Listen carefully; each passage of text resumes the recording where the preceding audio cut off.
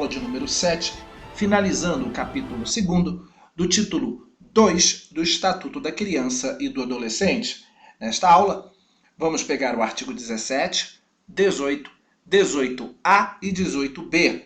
E na nossa próxima aula, a aula de número 8, vamos para o capítulo 3º.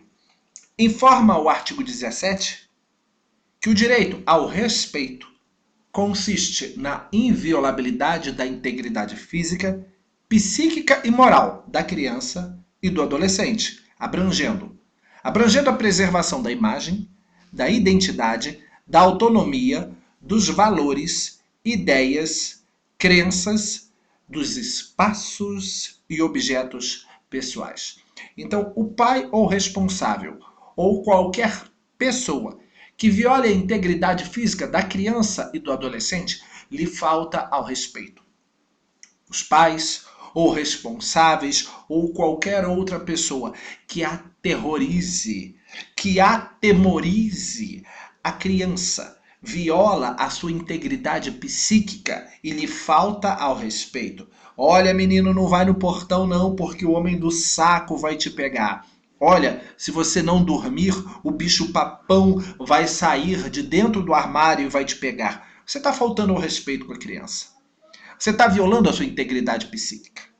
Aquela pessoa que zoa, que caçoa, que faz piada com a imagem pessoal da criança ou do adolescente, aquela pessoa que fica zoando o cabelo, zoando a orelha de abano, talvez o nariz, alguma característica morfológica da criança, está violando a sua imagem pessoal, ela lhe falta ao respeito.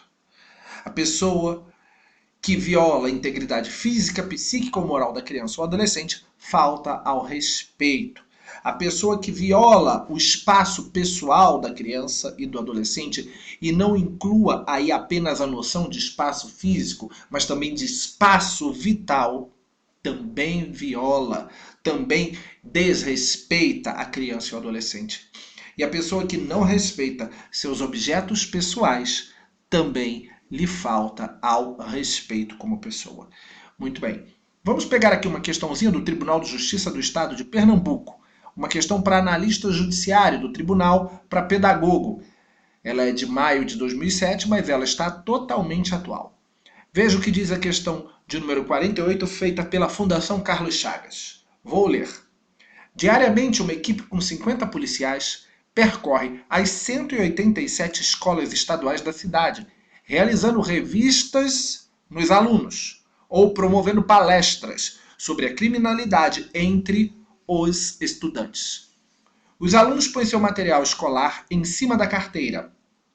Os policiais passam abrindo as malas e revirando cadernos. Depois, os estudantes são revistados. Esse fato verídico contraria o Estatuto da Criança e do Adolescente, no que diz respeito ao direito. Letra A. No que diz respeito à informação, cultura, lazer, esporte, diversão, espetáculo e serviços que respeitam sua condição peculiar da pessoa em liberdade? Não, com certeza não. Vamos às demais alternativas. Letra B. No que diz respeito ao respeito, que consiste na inviolabilidade da integridade física, e a revista viola, de certa forma, a revista física pessoal, viola, sim, de certa forma, a integridade física da criança e do adolescente. Então, recapitulando, letra B, ao respeito que consiste na inviolabilidade da integridade física, psíquica e moral da criança e do adolescente, abrangendo a preservação da imagem, da identidade e dos espaços e objetos pessoais. Muito bem. A inviolabilidade da integridade física da criança e do adolescente são violadas por ocasião da revista, sim. E a partir do momento que malas são abertas e cadernos revistados, os objetos pessoais da criança e do adolescente também são violados. Sendo assim, nós temos aqui uma violação à figura do respeito. Essa prática é totalmente ilegal. Letra B pode ser o nosso gabarito. Vamos analisar as demais. Letra C. Há programas sociais de recuperação que tenham por base o trabalho social, sob responsabilidade da escola ou entidade não governamentais sem fins lucrativos, visando assegurar ao adolescente participação em condições de igualdade com os jovens não infratores. Isso não tem nada a ver com o nosso enunciado. Letra D, a educação visando ao pleno desenvolvimento de sua pessoa, respeitada a igualdade de condições para acesso e permanência na escola, também não tem nada a ver com o nosso enunciado.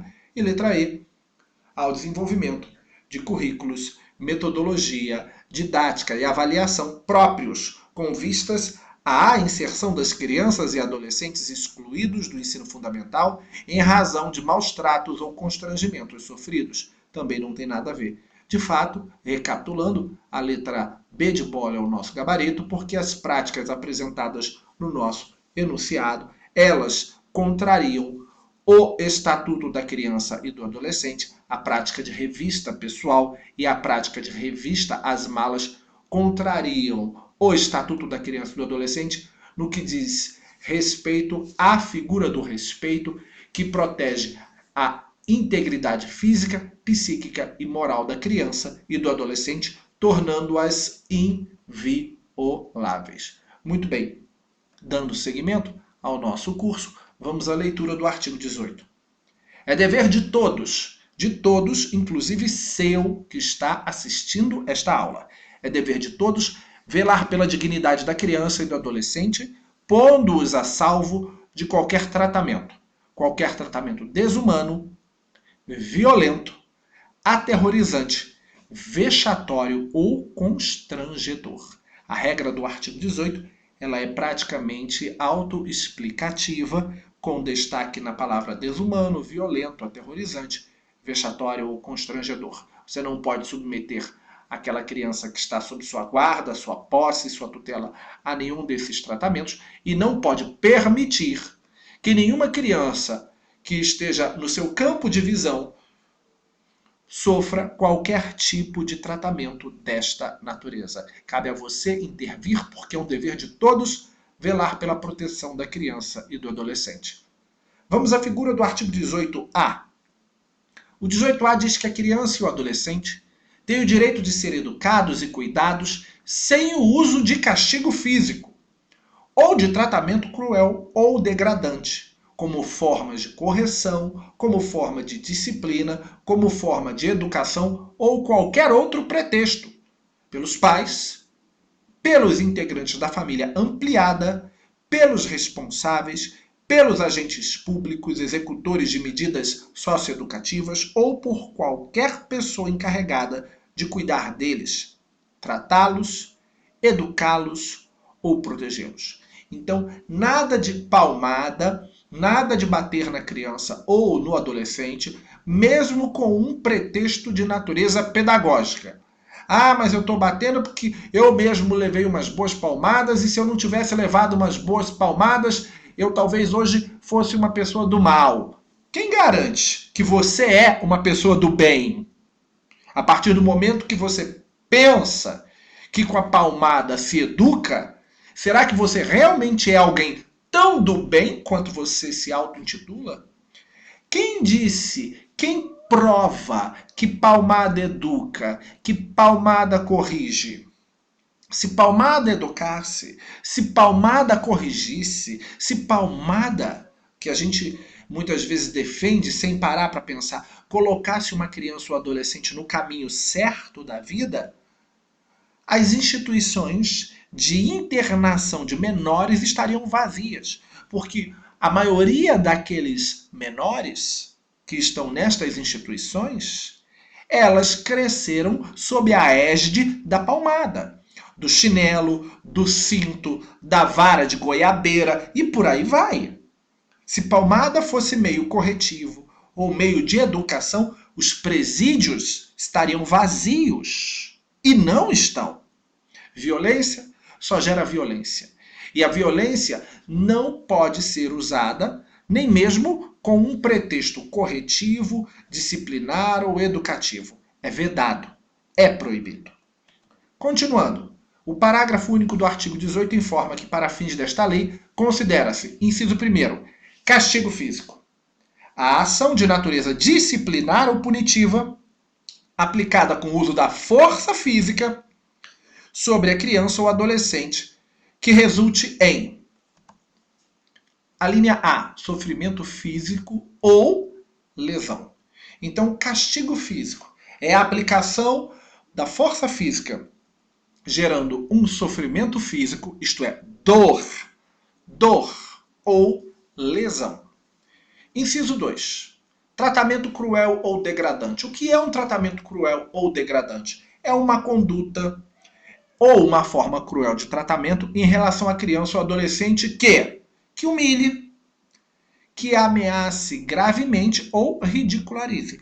Então você que fica ridicularizando a criança ou o adolescente, ou permitindo que aquela criança ou adolescente que está no seu campo de visão seja ridicularizada, humilhada, você está permitindo que ela seja submetida a um tratamento que é cruel ou degradante. Você não pode permitir isso.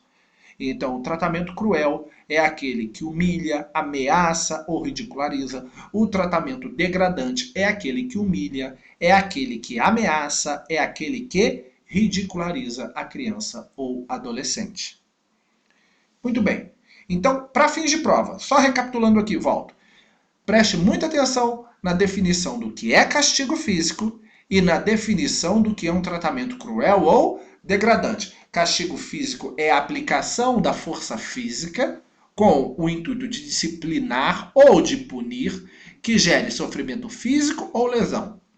E tratamento cruel ou tratamento degradante é aquela conduta que humilhe e submeta a criança ou adolescente à ameaça ou que a ridicularize. Estas definições para fins de prova são excelentes. E por último, estamos no 18b, que informa que os pais, os integrantes da família ampliada, os responsáveis, os agentes públicos executores de medidas socioeducativas ou qualquer pessoa encarregada de cuidar de crianças e adolescentes, tratá-los, educá-los ou protegê-los, que utilizarem castigo físico ou tratamento cruel ou degradante como formas de correção, disciplina, educação ou qualquer outro pretexto, estarão sujeitos.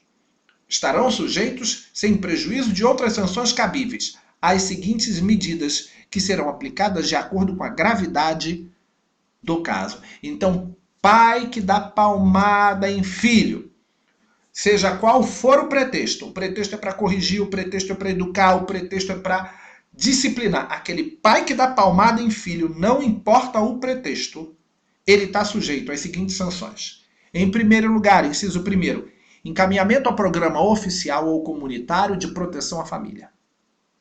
Segundo, encaminhamento a tratamento psicológico ou psiquiátrico, porque certamente se você dá palmada no seu filho para educá-lo, você precisa de um tratamento psiquiátrico, com direito a choque elétrico, com direito a camisa de força, porque isso mostra que você enlouqueceu a partir do momento que você acha que palmada educa alguém. Encaminhamento a cursos ou programas de orientação, no inciso 3º, isso é depois que você tomar uns bons eletrochoques para poder se ligar que a palmada não é um meio educativo, a gente te leva para um programa de orientação para você perceber que a palmada não educa. Quarto, obrigação de encaminhar a criança a tratamento especializado. Por quê? Porque esses castigos físicos podem gerar, sim, sequelas psíquicas na criança. Advertência, óbvio, se o caso for brando, se for leve. E temos aqui como parágrafo único que as medidas previstas neste artigo serão aplicadas pelo Conselho Tutelar, sem prejuízo de outras providências legais, isto é, dependendo da lesão física que você possa causar, dependendo dos problemas psíquicos que você possa vir a gerar na qualidade de pai ou responsável, se submete uma criança a um castigo físico, você pode, inclusive, sofrer as sanções penais cabíveis. Estas que estão aqui são as mais brandas e são promovidas pelo Conselho Tutelar. Muito bem, finalizamos aqui a nossa aula de número 7. Na nossa próxima aula, aula de número 8, iniciaremos o estudo do capítulo 3º do ECA, que fala do direito à convivência familiar e comunitária. Um grande abraço, fique com Deus e até o nosso próximo encontro.